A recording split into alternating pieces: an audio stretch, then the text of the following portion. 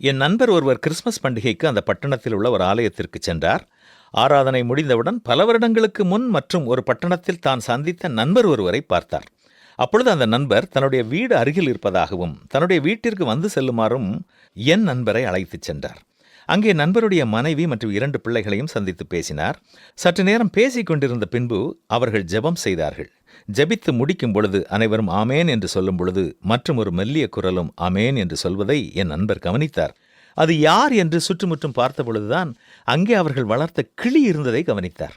ஆம், அந்த கிளியும் அவர்களுடைய குடும்ப ஜெபம் செய்யும் போதெல்லாம் அவர்களோடு இணைந்து ஆமென் என்று சொல்ல கற்றுக்கொண்டிருந்தது. 5 அறிவுள்ள அந்த ஜீவன் கூட ஜெபத்தின் இறுதியில் ஆமென் என்று சொல்லுகிறது.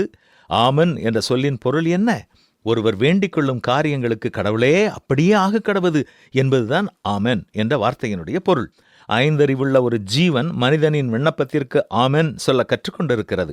ஆனால் இந்த ஆலயத்திற்கு செல்லும் பலர் ஆலயத்தில் ஆராதனை நடத்துகிறவர் ஜெபித்து முடிக்கும் பொழுது ஆமென் என்று சொல்ல அறிவில்லாதவர்களாக இருக்கிறோம்.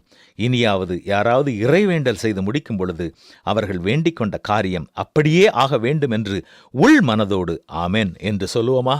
ஆமென்.